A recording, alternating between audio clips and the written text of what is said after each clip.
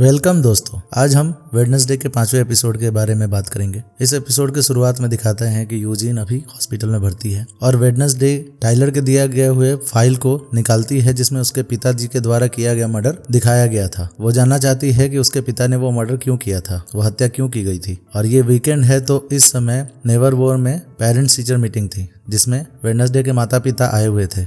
यहाँ पे principal whims सबको हॉल में बुला के बताती है कि यूजीन की हालत में सुधार हो रहा है और वो जल्दी ठीक होकर यहाँ पे वापस आ जाएगा। तभी वेडनेसडे एनिड से कहती है कि उसकी हालत ठीक नहीं है, वो कोमा में है और ये सब सिर्फ उसी की वजह से हुआ है, उसे उसके साथ जाना चाहिए था। तभी यहाँ पे वेडनेसडे के मम्मी पापा आ जाते हैं और एनिड के भी मम्मी पापा आ जाते हैं। दोनों एक दूसरे के फादर मदर से मिलने जाते हैं। वेडनेसडे अपने फादर से बोलती है कि जब से मैं यहाँ पे आई हूँ तब से मेरे ऊपर घातक हमले हुए हैं और कोई नहीं चाहता कि मैं यहाँ पे रहूँ। तो वेडनेसडे के फादर गोमेज एडम कहते हैं कि मुझे नेवरमोर से यही उम्मीद थी। ये सारी चीजें ऊपर बियंका और जेवियर देख रहे थे क्योंकि उनके माता पिता हमेशा की तरह नहीं आए। तभी बियंका की माँ वहाँ आ जाती है जिसे देख के बियंका बिल्कुल भौचक्की हो जाती है। अब यहाँ पे गोमेज एडम्स और मोट्रिसिया वेडनेसडे को लेके प्रिंसिपल विम्स से मिलने जाते हैं, जहाँ पे विम्स बोलती है कि ये सबसे रूखे से बात करती है, किसी से अच्छा व्यवहार नहीं करती। जिसपे वेडनेसडे कहती है कि मैं इस झूठ और छलावे की जिंदगी में नहीं रहना चाहती। यहाँ आगे देखो पीछे देखो सभी जगह झूठ और छलावा ही है। इस पे प्रिंसिपल विम्स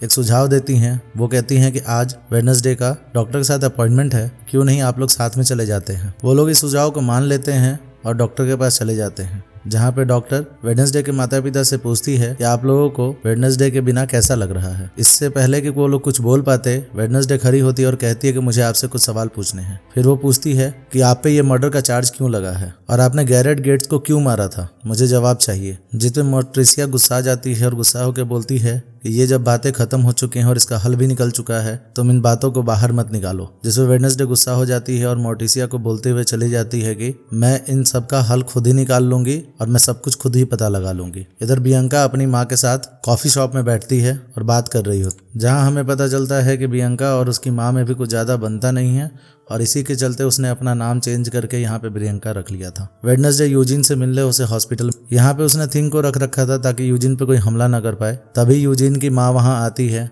जो कहती है कि वो हमेशा तुम्हारे बारे में बात करता था। सीन यहाँ से शिफ्ट होता है और शहर की तरफ चला जाता है, जहाँ पे शेरिफ मॉर्ग में आए हुए थे, जहाँ के डॉक्टर की डेथ हो चुकी थी, उनकी किसी ने हत्या कर दी थी। पर यहाँ पे उन्हें एक सुसाइड नोट मिलता है जिससे उन्हें लगता है कि उसने आत्महत्या की है। अब शेरिफ भी सोच में पड़ जाते हैं कि ये डॉक्टर आत्महत्या क्यों करेगा और वो सुसाइड नोट को पढ़ते हैं। उसने अपने सुसाइड नोट में ये लिखा था कि मैं अपने कुकर्मों के लिए शर्मिंदा हूँ क्योंकि मैंने गैरेट गेट्स की नकली रिपोर्ट बनाई थी। इधर वेडनेसडे अपनी माँ को देखती है, वो सेमेंट्री जाती है और वहाँ पे गैरेट गेट्स के कवर पे फूल चढ़ाती है। इसके बाद स्कूल में आते हैं, वहाँ पे सारे पेरेंट्स अपने बच्चों के साथ लंच कर रहे थे। तभी शेरिफ यहाँ आता है और गोमेज एडम्स को अरेस्ट कर लेता है। और वेडनेसडे जेल में अपने पिता से मिलने जाती है और उससे सच्चाई पूछती है।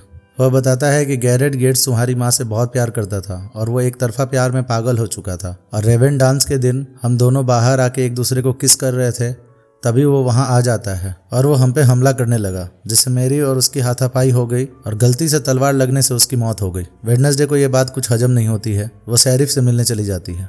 शेरिफ से मिलके वो कहती है कि आपको ऐसा नहीं लगता कि ये सारी चाल चल रहे हैं, क्योंकि उस डॉक्टर ने उसी समय आत्महत्या की जब मेरे फादर यहाँ पे पेरेंट्स मीटिंग के लिए आए थे। जिसपे गैपलिन बोलते हैं कि तुम्हारी दुनिया तुम्हारे इशारों पे नहीं चलेगी और तुमने जो सैंपल्स दिए थे उसका डीएनए टेस्ट भी रिपोर्ट भी नेगेटिव आया है, यानी वो उन हत्याओं से मैच नहीं करता। जिसे वेडनेसडे कहती है कि मैं तो सच्चाई का पता लगा के ही रहूंगी। इधर एनिड की माँ उसे एक समर कैंप में जाने के लिए बोलती है ताकि वो खुद को वेयरवुल्फ में बदल सके। वेडनेसडे अपने भाई के साथ अकेले बैठी हुई होती है। यहाँ पे उसका भाई उससे कहता है कि वेडनेसडे तुम ही हो जो पिताजी को बचा सकती हो, क्योंकि मुझे पता है कि हमारे पिताजी गुनहगार नहीं है। अब वेडनेसडे को कहीं ना कहीं अपने पिता के बातों में सच्चाई नजर नहीं आ रही थी, इसलिए वो अपनी माँ के पास सच्चाई पता करने के लिए जा रही थी। तभी वो उसी खुफिया लाइब्रेरी में पहुंचती है जहाँ उसकी माँ पहले से खड़ी थी। तो वो बोलती है कि आपने उस स्कूल में मुझे भेजा जहाँ पे मैं आपकी परछाई बन के रह सकूं। जिसपे मोर्टिसिया बताती है कि ये स्कूल उसके ही पूर्वज द्वारा बनाया गया है जिनका नाम गुडी एडम्स था। तभी वेडनेसडे समझ जाती है कि गुडी उसके सपनों में क्यों आती है, उसके विजन्स में क्यों आती है। इसके बाद वो पूछती है कि माँ मुझे सच्चाई बताओ। तो मोर्टिसिया बताती है कि उस दिन जब लड़ाई हो रही थी तो मुझे लगा कि वो तुम्हारे पिताजी को मार डालेगा, तो मैंने बचाने के लिए एक तलवार हाथ में उठा ली। तभी गैरेट्स दौड़ता हुआ मेरे पास आया और वो तलवार उसके शरीर में घुस गई, जिससे उसकी मौत हो गई। तो तुम्हारे पिता ने ये सारा इल्जाम अपने ऊपर ले लिया। यहाँ उसकी माँ वेडनेसडे एक और बात बताती है कि जब गेट्स मरा था तो उसके मुंह से झाग आ रहे थे, जिसमें वेडनेसडे कहती है कि ये काम तो तभी हो सकता है जब उसने कोई ड्रग्स लिया हो, और इसका पता लगाने का एक ही तरीका है कि गेट्स की कब्र की खुदाई की जाए। और वो बिना किसी को बताए हुए जाके उसके कब्र को खोद डालती है और उसके कब्र में से और उसकी एक उंगली ले लेती है। तभी पुलिस आके दोनों को गिरफ्तार कर लेते हैं। अब जेल में वेडनेसडे और वेडनेसडे की माँ दोनों बंद थे। तभी वेडनेसडे कहती हैं कि पक्का उसे जहर ही दिया गया है क्योंकि उसकी चमड़ी भी नीली पड़ी हुई है। तभी वो उस उंगली को अपने नंगे हाथों से छूती है तो उसे एक विजन आता है जिसमें वो देखती है कि गैरेज गेट का पिता उसे एक जहर की शीशी देता है ताकि वो यहाँ पे जितने भी आउटकास्ट रहते हैं उन सबको खाने में जहर दे के मार डाले। लेकिन जब वो अंदर आता है तो उसकी नज़र गोमेज एडम्स और मोर्टिसिया पे पड़ जाती है और वो अपना आपा खो देता है और लड़ाई होने लगती है। और उस लड़ाई के बीच में वो ड्रग्स की शीशी टूट के उसके बॉडी में चुभ जाती है, जिससे ड्रग्स उसके शरीर में फैल जाता है और इतना सारा पॉइजन होने के चलते वो अपना आपा खो देता है और मारा जाता है। यानी उसकी मौत तलवार से नहीं, जहर के ओवरडोज से हुई थी।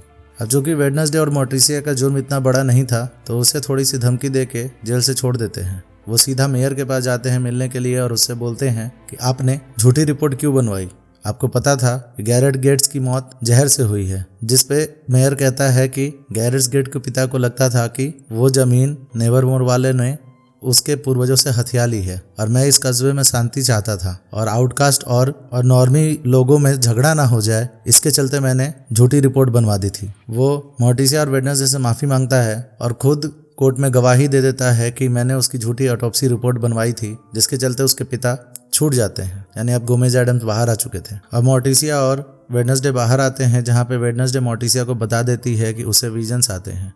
तो मोर्टिसिया बोलती है कि ये तो हमारे खून में है, हमें विजन्स आते हैं। और बोलती है कि ज़्यादा विजन्स अगर हम बर्दाश्त नहीं कर पाए तो हम पागल हो सकते हैं, जिसकी ट्रेनिंग देने के लिए हमारे पूर्वज हमारे पास आते रहते हैं। तो वेडनेसडे कहती है जैसे गुडी एडम्स, जिसपे मोर्टिसिया कहती है कि गुडी एडम्स के अंदर बदले की भावना थी, जिसके चलते वो अपने आप को ही बचा नहीं पाई थी, तो उससे तुम थोड़ा सावधान ही रहना। तब तक एडम्स बाहर आ जाते हैं और सारी फैमिली एक साथ मिलती है। इधर संडे की रात को सारी फैमिली अपने बच्चों के साथ डिनर कर रही होती है और उन्हें अलविदा कह के घर जाने के लिए तैयारी कर रहे थे। यहाँ पे जाते समय एनीड की माँ फिर से उसे कहती है कि तुम समर कैंप चली जाओ। तो एनीड कहती है कि मुझे जब वेयरवुल्फ बनना होगा मैं बन जाऊंगी माँ, मुझ पर प्रेशर मत डालिए। तो वो लोग चले जाते हैं। इधर बियंका की माँ बियंका को अपने साथ ले जाने के लिए कहती है, तो बियंका कहती है कि मुझे बस 1 साल यहाँ पे और रह जाने दो। अब वेडनेसडे की मम्मी पापा भी जा रहे होते हैं, तो वेडनेसडे की माँ उसे एक बुक देती है जो हमेशा प्रिंसिपल विम्स के पास रहती थी। इस बुक को लेके सीधे वो प्रिंसिपल विम्स के पास पहुंच जाती है, क्योंकि वेडनेसडे को इस बुक से पता चल गया था कि प्रिंसिपल विम्स किसी का भी रूप पकड़ सकती हैं। तो उसे लगता है कि वही रूप बदल के उस क्रिएचर में बदल जाती हैं और लोगों को मारती है। यही बात वो विम्स से कहती है, जिसपे विम्स गुस्सा हो जाती है और कहती है कि ऐसा नहीं है, रोवन तुम्हें मारना चाहता था और ये बात उसके पिता भी जानते हैं और मैं क्रिएचर के रूप में नहीं बदल सकती। हाँ, ये मैं अपना रूप बदल सकती हूँ। तभी बाहर शोरगुल होने लगता है। वो बालकनी में जाके देखते हैं तो ग्राउंड के ऊपर आग लगी हुई थी, जिसमें आग से कुछ लिखा गया था। जो लाइन थी फायर विल रैन, यानी आग बरसेगी। और ये एपिसोड यहीं पे खत्म हो जाता है। अगले एपिसोड में मिलेंगे। Thank you. वेलकम दोस्तों, एपिसोड 6 के शुरुआत में आपका स्वागत है। इस एपिसोड की शुरुआत में हम देखते हैं कि प्रिंसिपल विम्स से मिलने के बाद उसी रात वो कुछ सवालों के जवाब चाहती है, जिसके लिए वेडनेसडे अपना लॉकेट लेके मोमबत्तियों का घेरा बना के गुडी एडम्स को बुलाने की कोशिश करती है। तभी एनीड उस कमरे में आ जाती है और उसे एक लेटर देती है, जिसमें किसी ने उसे क्रैकस्टोन मिलने के लिए बुलाया था। तो वेडनेसडे एनीड को लेके उसी जगह पे चली जाती है। अंदर जाने के बाद उसे लगता है कि यहाँ चारों तरफ कोई है। तभी बियंका, जेवियर और बहुत सारे बच्चे वहां आ जाते हैं और उसे सरप्राइज देते हैं, क्योंकि आज वेडनेसडे का जन्मदिन था। वेडनेसडे खुश तो नहीं होती, लेकिन उसे अच्छा लगता है। तभी उसे दीवारों पे कुछ लिखा हुआ दिखता है, जिसका मतलब ये था कि जब मैं आऊंगा तो 16 बरसेंगे। वो उन लाइनों को छूती है तो उसे एक विजन आता है, जिसमें गुडी एडम्स उसे बताती है, उसे एक बंगले को दिखाती है और दिखा के कहती है कि अगर तुम्हें अपने सवालों के जवाब चाहिए तो तुम्हें इस बंगले को ढूंढना पड़ेगा। अब वहां से सब पार्टी वार्टी बना के घर वापस चले आते हैं, जहाँ पे वेडनेसडे वही बंगले के गेट की ड्राइंग बनाती है। तभी थिंग्स वहां आता है और उसे उसके मम्मी पापा का दिया हुआ गिफ्ट देता है, और इस गिफ्ट के अंदर जमी हुई गिलहरी थी जिसके साथ कुछ केमिकल्स भी थे। इधर वेडनेसडे आके उसी जगह पे खड़ी हो जाती है जहाँ पे कल रात को आग लगाई गई थी और उस लाइनों को देख रही थी। यहीं पे जेवियर आता है और उससे बात करने की कोशिश करता है, जिसपे वेडनेसडे कहती है कि तुम मुझसे बहुत बात छुपा रहे हो और मुझे लगता है कि तुम ही क्रिएचर हो। जिसपे जेवियर थोड़ा नाराज हो जाता है, लेकिन वो उससे कहता है कि अगर तुम्हें कभी भी मेरी जरूरत पड़ेगी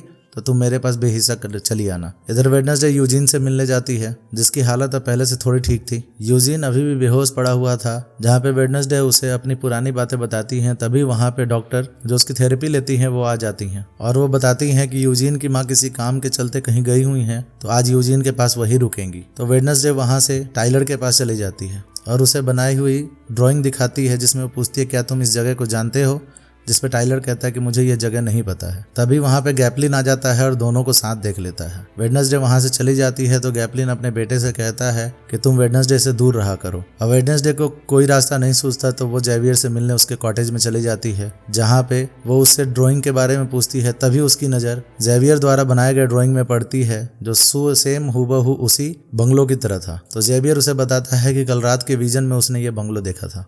तो जेवियर ये कहता है कि मैं इस जगह को जानता हूँ। तभी वेडनेसडे की नज़र अपनी पेंटिंग पे जाती है जिसमें वो साइलो बजा रही थी। वो समझ जाती है कि जेवियर भी उसे पसंद करने लगा है। इधर बियंका टाइलर वाले कॉफी शॉप में जाती है जहां वो कार्लोस से मिलती है, जहां पे वो कहता है कि मैं भी अच्छा स्टूडेंट बनने की कोशिश कर रहा हूं। और दोनों की बातों से पता चल रहा था कि वो दोनों दोस्त से कुछ ऊपर बनने की कोशिश कर रहे हैं। इधर जेवियर और वेडनेसडे उसी बंगलो के पास पहुंचते हैं जहाँ पता चलता है कि वो बंगलो गेट्स फैमिली का था, जहाँ पे अंदर जाने पे उन्हें दिखता है कि यहाँ पे मेयर पहले से ही आ चुका है। तो वेडनेसडे मेयर का पीछा करने के लिए उसके गाड़ी के डिक्की में घुस के छिप जाती है जहाँ थिंग्स उसके साथ था। तभी शहर पहुंचने के बाद मेयर गाड़ी से उतरता है, तभी कोई गाड़ी उसे टक्कर मारती हुई निकल जाती है। यहाँ प्रिंसिपल विम्स वेडनेसडे पे गुस्सा थे कि जब भी कोई मिसहैपनिंग होती है तुम वहीं पे होती हो। वेडनेसडे अपनी सफाई देती है, लेकिन विम्स कुछ नहीं सुनती और वो वेडनेसडे के बाहर निकलने पे पाबंदी लगा देती है। वो रात को टाइलर को फोन करती है और कहती है कि हम लोग डिनर डेट पे चलते हैं। इधर वो एनिड के पास आती है और उसे भी अपने साथ ले चलती है। अब यहाँ पे वेडनेसडे को लगता है जैसे यहाँ पे कोई रह रहा है, क्योंकि उसे वही गाड़ी मिलती है जिसके द्वारा मेयर का एक्सीडेंट हुआ था। मोमबत्तियाँ अभी भी गर्म थी और एक कमरा बिल्कुल साफ था। तभी वहाँ पे वही हाइड क्रिएचर आ जाता है, जिसे बचने के लिए वो एनिड को लेके एक कमरे में घुस जाती है जहाँ पे उसे मारे गए लोगों के अंगों के अंश रखे हुए थे जो उनकी बॉडी से गायब थे। अब वेडनेसडे को यहाँ समझ में आ जाता है कि जिन्होंने उसको मारा है वो यहीं पे रहता है। और इन्हीं सब बीच बचाव में टाइलर को चोट लग जाता है और वहाँ जेवियर भी पहुंच गया था। तो ये लोग सब साथ में टाइलर को उसके घर लेके जाते हैं। अब वेडनेसडे को पूरी शक जेवियर पे हो गया था, क्योंकि वही क्रिएचर है, नहीं तो वो इतनी जल्दी यहाँ पे कैसे आ जाएगा। गैपलिन भी वहाँ पहुँचते हैं और अपने बेटे की हालत देख के वेडनेसडे पे गुस्सा करने लगते हैं, जहाँ पे वेडनेसडे कहती है कि मुझे आपको कुछ दिखाना है, जिसके लिए टाइलर भी हामी भर देता है। तो शेरिफ उस जगह को देखने के लिए जाते हैं, लेकिन वो कमरा बिल्कुल खाली हो चुका था। वहाँ पे सारे सबूत मिटा दिए गए थे, जिससे शेरिफ उससे गुस्सा हो जाते हैं और अपने बेटे से दूर रहने के लिए बोल के निकल जाते हैं। जब वेडनेसडे स्कूल पहुँचती है तो प्रिंसिपल विम्स उसे बुलाती है और कहती है कि तुमने सारे नियमों को तोड़ दिए हैं, तो इस स्कूल में तुम्हारे लिए कोई जगह नहीं है। जिसमें वेडनेसडे कहती है कि मैं कोई गलत काम नहीं कर रही हूँ, मैं सच्चाई का पता लगा रही हूँ। फिर वो बुक उसे दिखाती है जिसमें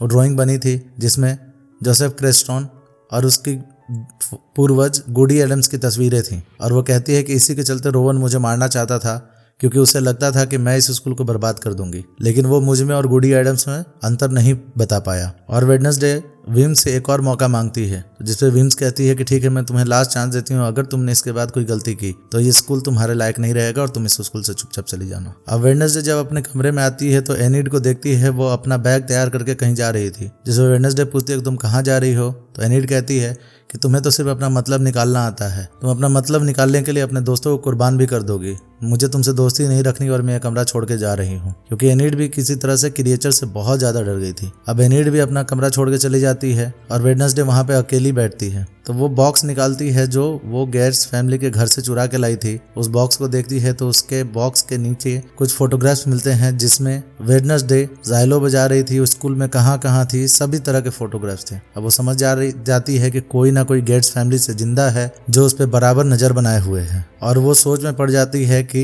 हाइड, क्रैकस्टोन, मैं और बहुत सारे लोग कहीं ना कहीं किसी न किसी तरह से जुड़े हुए हैं और इस सच्चाई का पता वो लगा के रहेगी और ये एपिसोड यहीं खत्म हो जाता है। वेडनेसडे के एपिसोड 7 में आप लोगों का स्वागत है। पिछले एपिसोड में के हमने लास्ट में देखा था कि मेयर को चुप कराने के लिए किसी ने उसकी लाइफ सिस्टम को बंद कर दिया था और मेयर की मौत हो गई थी। इस एपिसोड की शुरुआत में वेडनेसडे भी मेयर के फ्यूनरल में खड़ी थी, तभी वो किसी आदमी को छुपते हुए देखती है तो उसे लगता है कि उसे अपना क्लू मिल सकता है। वो भागते हुए उस आदमी को पकड़ लेती है, जिसे देखने पे पता चलता है कि वो कोई और नहीं, उसका अंकल फेस्टर है। तो उसके अंकल उसे बताते हैं कि उसका कुछ काम बोस्टन में है, जिसके चलते वो यहाँ पे आया हुआ है और उसे छुपने के लिए कोई जगह चाहिए।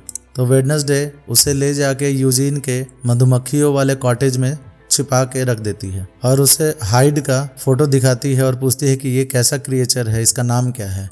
तो फेचर उसे बताता है कि इस क्रिएचर का नाम हाइड है और इसके बारे में तुम्हें और भी जानकारी हिडन लाइब्रेरी के अंदर फॉकनर की डायरी में मिल जाएगी। यह सुन के वेडनेसडे वहां से अपने कमरे में आती है और अपना नॉवल लिखने लगती है। तभी यहाँ पे एनिड आती है और कहती है कि मैं यहाँ पे अपना नेल पॉलिश भूल गई हूँ, जो लेके चली जाऊंगी। फिर उसके बाद बातों ही बातों में दोनों के बीच बहुत बहस हो जाती है और दोनों एक दूसरे को सही साबित कर रहे थे। इस झगड़े का कुछ मतलब नहीं निकलता और दोनों एक दूसरे से अलग हो जाते हैं। रात को वेडनेसडे उस खुफिया लाइब्रेरी को खोलती है और जैसे ही अंदर घुसती है वहाँ पे जेवियर पहले से था। अब वो जेवियर से बोलती है कि जितने भी कत्ल हुए हैं वहाँ पे तुम सबने रहते हो, यानी वो क्रिएचर तुम ही हो और मुझे पूरा यकीन है कि तुम ही वही क्रिएचर हो। जिसपे जेवियर कुछ नहीं बोलता, गुस्सा होकर वहां से चला जाता है। तभी अंकल फेचर भी वहां आते हैं और वो एक खुफिया तिजोरी को खोलते हैं, जिसके अंदर से वो डायरी निकल जाती है। वो डायरी लेके और अपने अंकल को लेके वो अपने कमरे में आ जाती है, जहाँ पे उस डायरी को पढ़ने पे उसे पता चलता है कि उस क्रिएचर का नाम हाइड है और हाइड एक आउटकास्ट होते हैं जिन्हें उकसाने पे वो हाइड में बदल जाते हैं और जो उन्हें उकसा के हाइड में बदल देता है वही उनका मालिक हो जाता है और हाइड बनने के बाद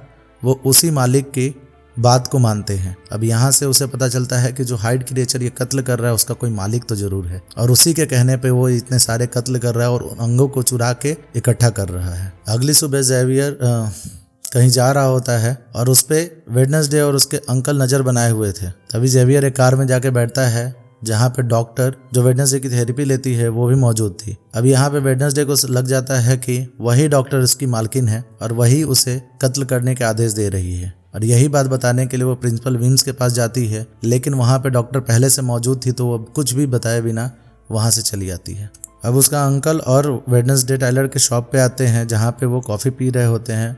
तो वेडनेसडे टाइलर को वो डायरी दिखाती है और उस क्रिएचर के बारे में टाइलर को बताती है। तभी वहाँ पे गैपलिन आ जाता है जो किसी चोर को ढूंढ रहा था। जब वेडनेसडे उस फोटो को देखती है तो उसे पता चलता है कि ये चोर कोई और नहीं, उसके अंकल ही हैं। इधर उसके अंकल गायब हो चुके थे। रात को वेडनेसडे अपने कमरे में थिंग्स को बोलती है कि तुम इस डायरी की रक्षा करना और मैं टाइलर से मिलने जा रही हूँ। टाइलर ने उसे क्रैकस्टोन के टॉम के पास बुलाया था। वो दोनों क्रैकस्टोन के टॉम के पास चले जाते हैं। जैसे ही वो अंदर जाती है तो देखती है कि वो पूरी तरह से सजाया गया हुआ है और टाइलर यहाँ पे उसे प्रपोज करता है, जिसके बाद वो दोनों किसी करने वाले थे। तभी गैपलिन वहाँ पहुँच जाता है जो उस चोर को ढूंढ रहा था। वो कहता है कि मुझे जरा सा भी अचंभा नहीं हुआ कि तुम लोग यहाँ पे हो और इतना कह के वो वहाँ से निकल जाता है। वेडनेसडे भी अपने स्कूल वापस आ जाती है। जैसे ही वो अपने कमरे में जाती है देखती है कि सारी चीजें इधर उधर बिखरी पड़ी हैं और थिंग को किसी ने चाकू मार दिया है। थिंग हिल भी नहीं पा रहा था। वो उसे लेके अपने अंकल फेचर के पास पहुंच जाती है, जहाँ पे उसका अंकल उसे बिजली के शॉक्स देता है ताकि वो उठ जाए, लेकिन फिर भी वो नहीं उठता।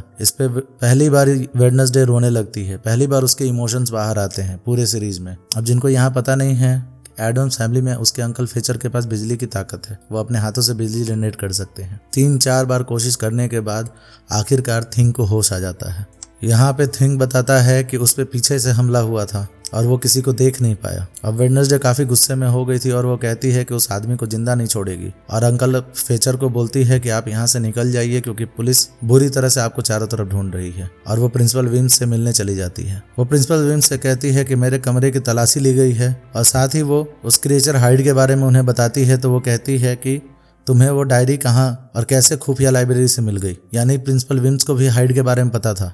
वो कहती हैं कि जब हम लोग स्कूल में थे तो फॉकनर ने हाइड के बारे में जानकारी जुटाई थी, लेकिन फॉकनर का कत्ल हो गया और मैंने ये बात सबसे छुपा के रखी क्योंकि मैं नहीं चाहती थी कि नेवरमोर बंद हो जाए। इतना कह के वो वेडनेसडे को जाने के लिए कह देती हैं।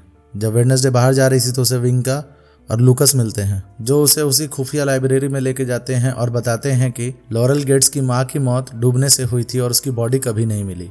और फिर एक 80 साल की महिला ने लॉरेल गेट्स का मकान खरीद लिया था और उसके मरने के बाद उसने अपनी सारी जायदाद एक नर्स के नाम कर दी थी। अब यहाँ वेडनेसडे को लगता है कि वो नर्स ही अब डॉक्टर बन चुकी है, इसीलिए वो डॉक्टर से मिलने जाती है और वो उसे अचानक ही लॉरेल गेट के नाम से पुकारती है, लेकिन डॉक्टर लॉरेल गेट को जानती ही नहीं थी।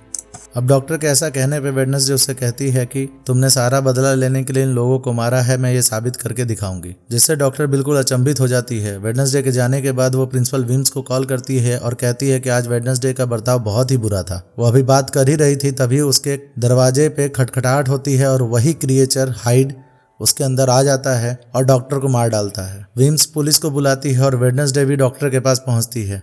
अब डॉक्टर को मरा देख के वो समझ जाती है कि क्रिएचर की मालकिन ये नहीं थी। अब उसे सच्चाई की पता सिर्फ जेवियर से मिल सकता था, क्योंकि उसका पूरा शक जेवियर पे होता है। वो जेवियर से मिलने के लिए उसके आर्ट गैलरी यानी उसके कॉटेज में पहुंच जाती है, जहां ही बातों बातों में उसके कमरे की तलाशी लेने लगती है और उसे रोवन का इनहेलर, यूजीन का चश्मा वहां से मिल जाता है।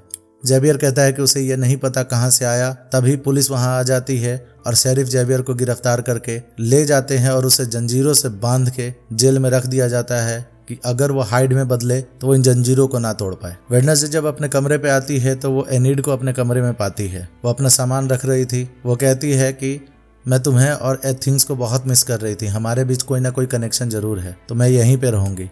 और वो कहती है कि तुम्हें टाइलर के साथ अपने अधूरे डेट को पूरा करने जाना चाहिए, और आज टाइलर लेट नाइट शिफ्ट पे काम कर रहा है। ये सुन के वेडनेसडे टाइलर से मिलने चली जाती है और उसके साथ वो अपना किस पूरा करती है।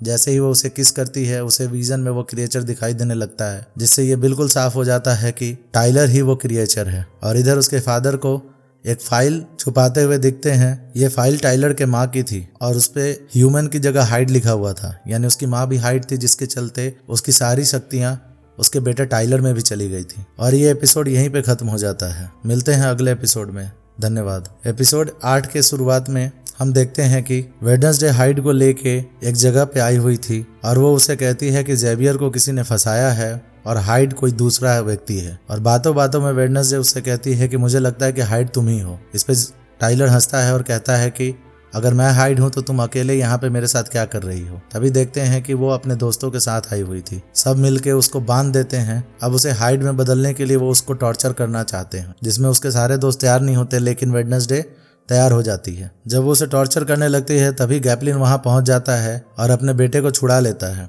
और वेडनेसडे को पकड़ लेता है। प्रिंसिपल विम्स वेडनेसडे को छुड़ाने जाती है तो वेडनेसडे गैप्लिन से कहती है कि टाइलर ही हाइड है और जेवियर ने कुछ नहीं किया है, जिसपे गैप्लिन मानता ही नहीं है कि उसका बेटा हाइड है। फिर भी वो विम्स के कहने पे वेडनेसडे को छोड़ देता है। जब वेडनेसडे बाहर निकलती है तो उसे टाइलर मिलता है। टाइलर उसके कान में कहता है कि तुम्हें हारना कैसा लगा और अभी तो बहुत कुछ होना बाकी है। इधर प्रिंसिपल विम्स वेडनेसडे को लेकर अपने ऑफिस में जाती है और उसे कहती है कि तुम अपना सामान पैक कर दो, तुम्हें स्कूल से निकाल दिया गया है। जिसपे वेडनेसडे कहती है कि टाइलर हाइड है और यहाँ पे खून खराबा वही कर रहा है और गेट्स की फैमिली का कोई मेंबर हमारे बीच में मौजूद है। जिससे प्रिंसिपल विम्स उसके कुछ बात नहीं सुनती तो वो जेवियर से मिलने चली जाती है और जेवियर से बोलती है कि तुम पे शक टाइलर ने पैदा करवाया और टाइलर ही असली हाइड है। जिसपे जेवियर भी उसकी कोई बात नहीं सुनता और कहता है कि तुम यहाँ से चली जाओ, क्योंकि की तुम ही हो और तुम्हारे चलते ही ये सारा खतरा नेवर मोड में आया है। वेडनेसडे यहाँ से नाराज होकर चली जाती है और अपने कमरे में जाके अपना सामान पैक करने लगती है, जिसमें एनिड भी उसकी मदद कर रही थी। एनिड उससे बोलती है कि वो उसे कभी भूल नहीं पाएगी। वेडनेसडे नीचे आती है तो उसके सारे दोस्त उससे मिलने आए हुए थे। तभी वहां पे थॉर्नहिल आती है और उसे एक पौधा गिफ्ट में देती है। विम्स आती है और उसे कहती है कि मैं तुम्हें स्टेशन तक खुद छोड़ने जाऊंगी। तो वेडनेसडे उससे कहती है कि मैं यूजीन से मिल के आती हूँ और वो यूजीन से मिलने चली जाती है, जहाँ पे वो यूजीन से कहती है कि तुम अपनी मधुमक्खियों का साथ कभी मत छोड़ना, लेकिन तुम अपने कॉटेज में अभी मत जाना, क्योंकि वहाँ पे हाइड हो सकता है और वो तुम पे जानलेवा हमला कर सकता है और उस दिन कॉटेज में धमाका करने वाला व्यक्ति टाइलर हो सकता है। तो वो कहता है कि टाइलर तो रेड बूट नहीं पहनता, जिस व्यक्ति ने उसमें धमाका किया था उसने रेड बूट पहने थे। तभी वेडनेसडे को चमकता है कि रेड बूट तो उसने थॉर्नहिल को पहने हुए देखा था जब वो उसका वेलकम करने के लिए उसके कमरे में आई थी। अब वो सब बातें समझ जाती है। वो सीधा थॉर्नहिल के पास पहुंचती है और वो पीछे से उसे लॉरेल नाम से पुकारती है, जिसका वो पलट के जवाब देती है। अब वेडनेसडे को पूरा यकीन हो जाता है कि यही वो है जिसने हाइड को जगाया है और उसे पालतू बना लिया है। तभी वहां पे टाइलर आ जाता है जिसपे थॉर्नहिल टाइलर को कहती है कि तुम वेडनेसडे को मार दो। तभी हमें पता चलता है कि वो टाइलर नहीं है, वो विम्स है जो टाइलर का वेश बदल के यहाँ पे आई हुई थी। इधर टाइलर तो वेडनेसडे को मारने के लिए स्टेशन पे गया हुआ था। थॉर्नहिल को मौका मिलता है और वो एक इंजेक्शन विम्स के गर्दन में घुसेड़ डालती है जो कि जहर का था, जिसकी वजह से प्रिंसिपल विम्स वहीं मारी जाती है। वेडनेसडे जब विम्स को देखने जाती है तो वो उस पे पीछे से हमला कर देती है, जिसके चलते वेडनेसडे बेहोश हो जाती है और वो उसे उठा के क्रैकस्टोन के थॉम के पास लेके जाती है।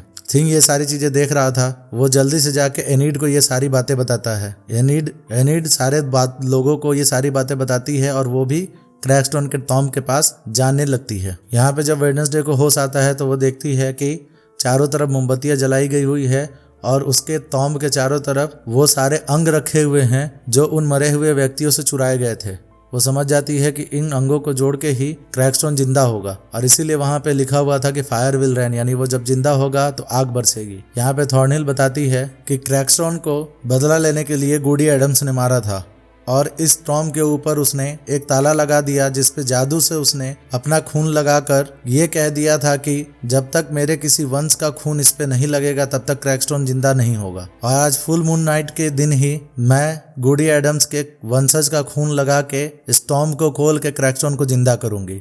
फिर वो वही किताब निकालती है जो गूडी एडम्स के हाथ में हुआ करता था और वेडनेसडे के हाथ में एक कट लगा के वो खून उस टॉम के ताले के ऊपर लगाती है और मंत्र पढ़ने लगती है, जिससे क्रैकस्टोन जिंदा होके वापस उठ खड़ा होता है और वो अपने सारे अंग जोड़ लेता है। अब यहाँ पे हमें समझ में आता है कि गूडी एडम्स हमेशा उसे की क्यों कहा करती थी कि चाबी तुम ही हो। अब यहाँ पे जैसे ही वो वेडनेसडे को देखता है उसे गूडी एडम्स याद आ जाती है और क्रैकस्टोन सीधे अपनी तलवार से वेडनेसडे को मार डालता है और वो दोनों यहाँ से नेवरमोर स्कूल की तरफ निकल जाते हैं। इधर वेडनेसडे जब मरने वाली होती है तभी गूडी एडम्स उसके पास आती है और कहती है कि तुम अभी नहीं मरोगी, तुम्हें अभी बहुत सारे काम करने हैं, मैं तुम्हें ठीक कर दूंगी लेकिन मैं तुम्हें बाद में दिख नहीं पाऊंगी। ऐसा कह के गूडी एडम्स उसके शरीर के अंदर घुस जाती है और उसके घावों को भर देती है और गायब हो जाती है।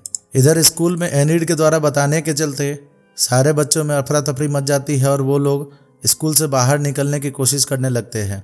वेडनेसडे स्कूल की तरफ आ रही होती है तभी रास्ते में उसे टाइलर मिल जाता है। टाइलर वेडनेसडे को देखते ही हाइड में बदल जाता है और उसे मारने वाला होता है। तभी वहां पे एक वेयरवुल्फ आ जाता है जिसके बालों का रंग देख के हमें समझ में आता है कि ये एनीड ही है, यानी एनीड अंततः अपने दोस्त को बचाने के लिए वेयरवुल्फ में बदल ही गई। अब हाइड और एनीड के बीच में बहुत लड़ाई होती है जिसमें एनीड उसे बहुत घायल कर देती है। तभी गैपलिन वहां आ जाता है और हाइड को पकड़ लेता है और अपने बेटे को बचा लेता है और उसे जंजीरों से जकड़कर वहां से भेज दिया जाता है। इधर एनीड वेडनेसडे नेवरमोर स्कूल पहुंचते हैं जहां पे क्रैकस्टोन ने बहुत तबाही मचा दी थी। चारों तरफ आग ही आग लगा दिया था उसने। वेडनेसडे अब तलवार लेके, जिस तलवार से क्रैकस्टोन को मारा था वही तलवार लेके उसके सामने लड़ने के लिए पहुंच जाती है। तभी उसकी मदद करने के लिए जेवियर वहां से आ जाता है, यानी जेवियर भी जेल से छूट चुका है और वो क्रैकस्टोन को ललकारता है तो क्रैकस्टोन एक तीर उसकी तरफ मारता है तो बीच में वेडनेसडे आ जाती है जो तीर उसके कंधे पे लगता है। वो जेवियर को कहती है कि जाओ तुम और यहाँ पे बच्चों को निकाल के सेफ जगह लेके जाओ, मैं इसको देखती हूँ। अब वेडनेसडे और क्रैकस्टोन के बीच में लड़ाई होने लगती है, लेकिन उन मंत्रों के चलते क्रैकस्टोन बहुत ही ताकतवर हो चुका था। वो अपने एक बार में उस तलवार को भी तोड़ डालता है और वेडनेसडे को मारने ही वाला था तभी बियंका पीछे से आके उसके शरीर में एक तलवार घोंप देती है। अब इधर गूडी एडम्स ने जाने से पहले वेडनेसडे को बताया था कि क्रैकस्टोन के काले दिल पे ही वार करने पे वो मारा जा सकता है।